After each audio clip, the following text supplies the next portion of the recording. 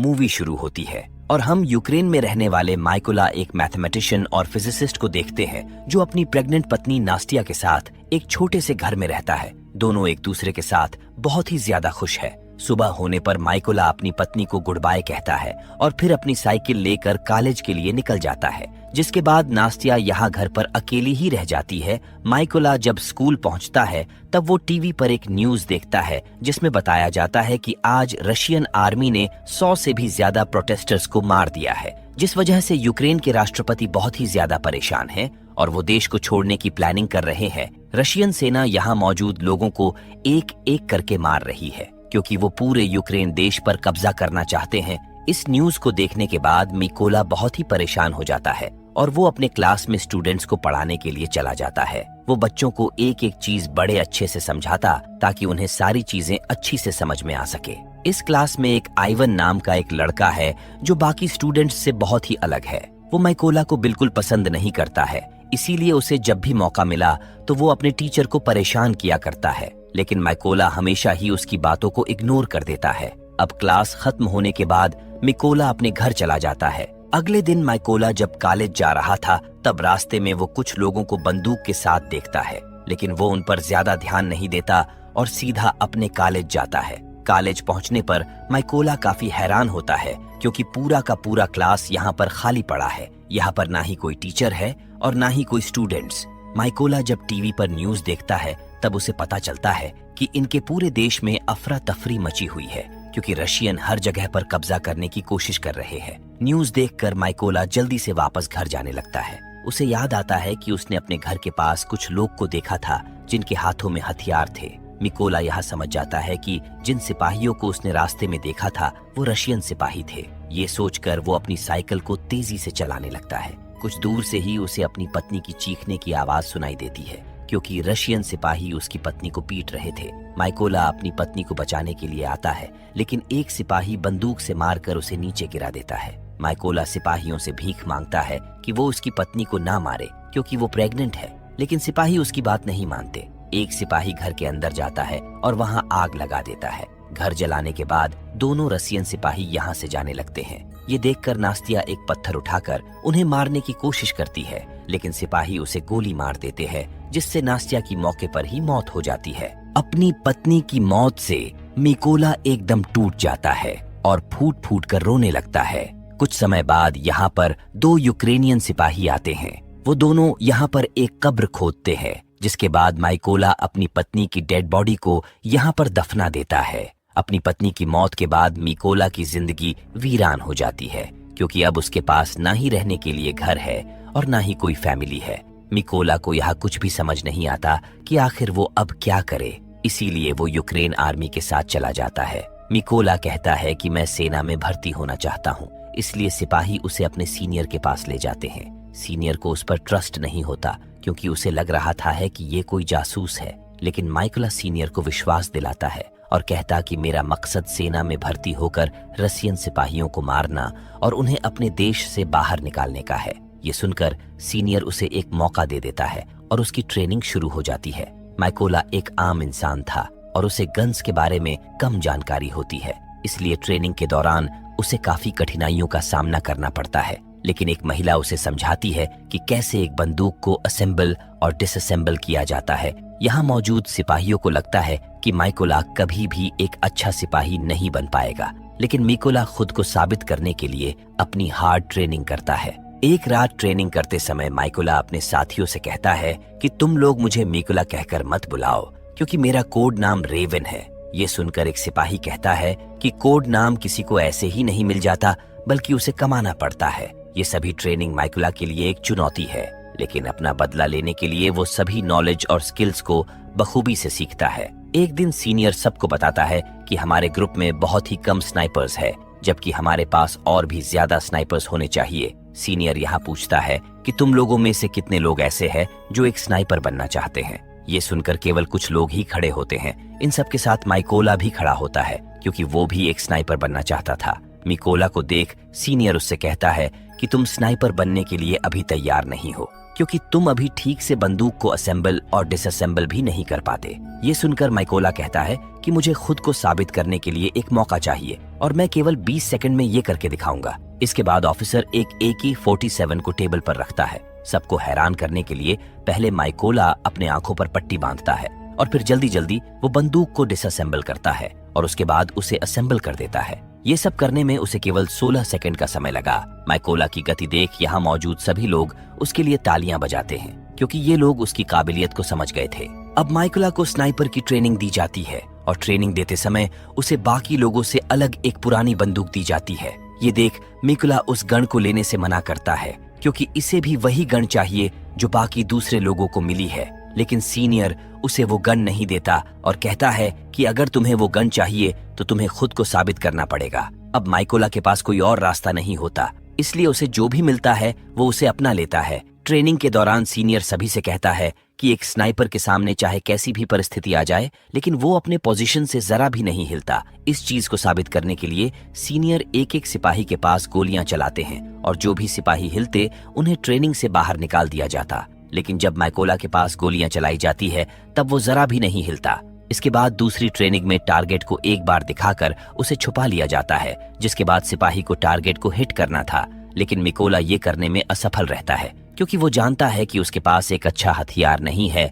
अगली ट्रेनिंग में माइकोला lieutenant colonel को इम्प्रेस करता है क्योंकि वो यहाँ बाकी सिपाहियों से पहले ही सॉल्व करके कर्नल को उसके सवाल का जवाब बता देता है। दरअसल माइकोला पहले एक मैथ का टीचर हुआ करता था, जिस वजह से वो किसी भी कैलकुलेशन को बड़े ही आसानी से क्रैक कर लेता है। कुछ दिनों के बाद सभी सिपाहियों का रिजल्ट आता है और स्नाइपर्स की ट्रेनिंग में अब माइकोला पास हो चुका है। एक दिन कर्नल माइकोला को जल्दी से अपना सामान पैक करने के लिए कहता है क्योंकि उसे एक ग्रुप के साथ एक चेक पोस्ट पर भेजा जाएगा जहां पर रसियन ने कब्जा किया हुआ है। यहां आकर सभी सिपाही अपनी पोजीशन ले लेते हैं और अपने अपने टारगेट्स पर निशाना लगाते हैं। वो अपने टारगेट्स को मारने ही वाले थे कि तभी इन्हें यहाँ एक कार दिखाई देती है जो चेक पोस्ट की तरफ जा रही थी।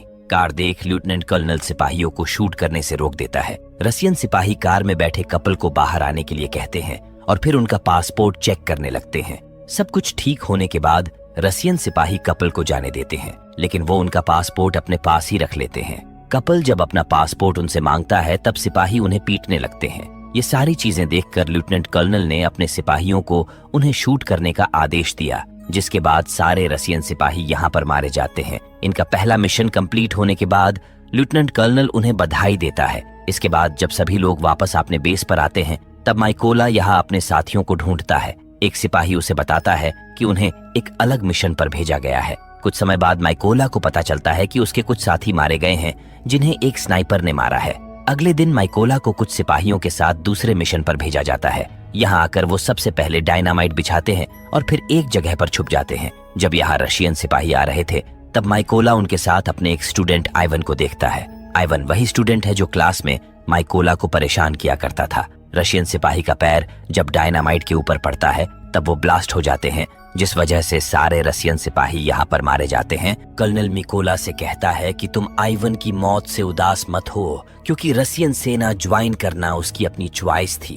कैंप आकर सब लोग आराम कर रहे थे।